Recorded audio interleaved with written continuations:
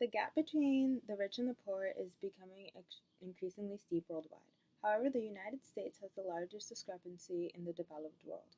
According to the Gini Index, a statistical measure that ranges from 0 to 1 that analyzes income inequality, the United States is at a 0.45. This shows a zero point 0.1 increase from 2008 to 2010.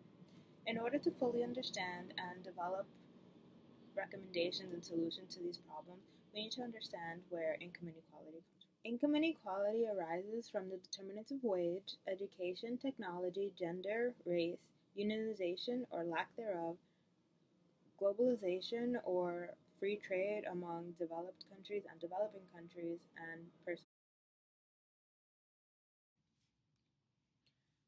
This is the chart showing the Gini index for income distribution equality for families in the United States. As you can see, the United States is at a 0.45. This next chart shows the cumulative change in real annual wages. As you can see, a lot of the growth has gone to the top 1%. Wages are determined by supply and demand, and since immigration has caused a surplus of low and unskilled labor, the supply is going up, therefore demand is going down. Demand is also going down due to automation of jobs. The more jobs that are automated, the less labor that they really need to do those jobs. So demand is going down, causing wage to go down. And mobility also plays a factor in the way that capital is very fluid and mobile and can go from one country to another in a matter of seconds, whereas people really can't. This shows the mean earnings by highest educational degree earned by ethnicity or race. 47% of jobs in the United States are most likely to be replaced by robots in 2016. Technology has caused a lot of changes. It raises the skill premium because now that a lot of jobs can be automated, people need to know more and do more in order to get a good paying job. And it also causes disproportional demand. As I said, demand is now decreasing to a point where there is not really a lot of it, and there's a lot of and there's a lot of supply.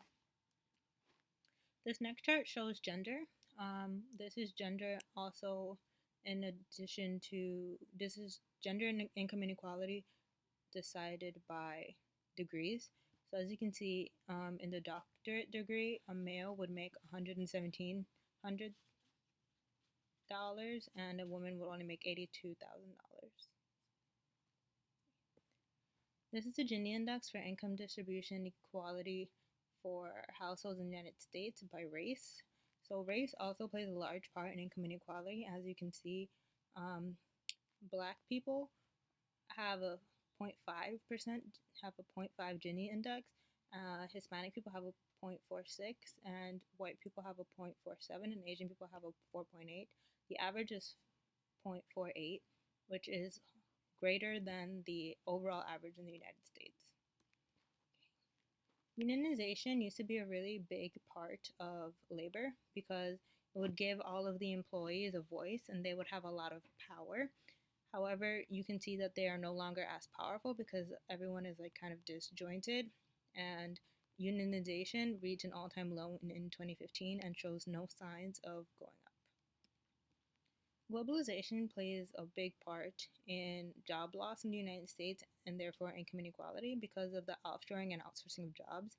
Because it is cheaper to produce in other countries where their labor laws are a little more lenient than ours, the United States has been losing a lot of jobs, as the chart on the bottom shows economic growth, productivity, offshoring, and net job losses. And we can also see the effect that it has on the United States imports. We have been importing a lot more than we have been exporting since NAFTA, which increases the trade deficit.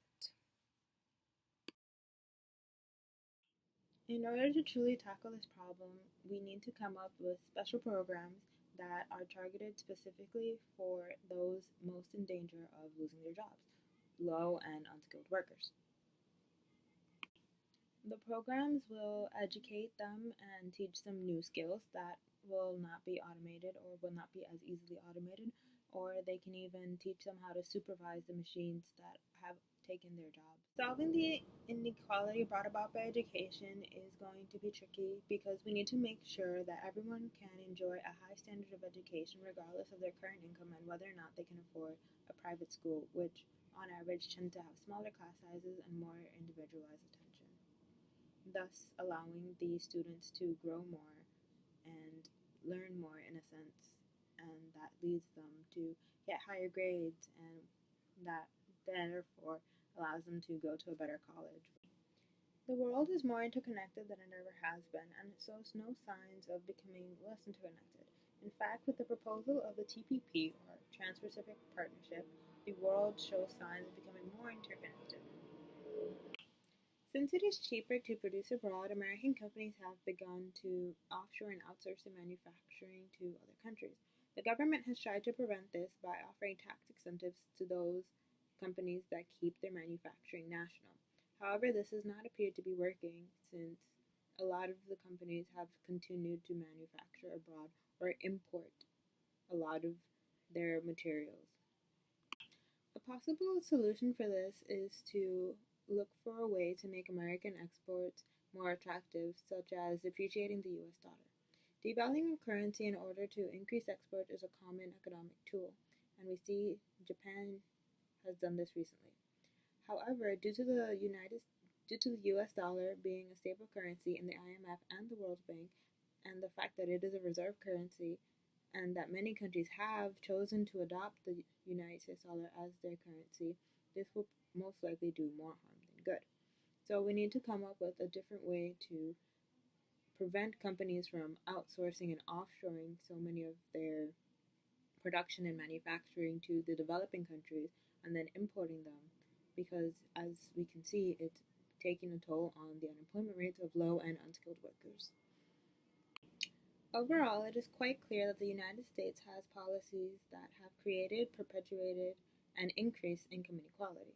There has been rampant deregulation, deunionization, tax changes, federal monetary policies, the shareholder revolution, and other policies that have caused reduced wages and unemployment rate. In order to amend these problems, it is clear that the lower and middle classes must come together in a Marxist revolution to elect people that would truly make changes and prevent the loss of jobs and increase the minimum wage.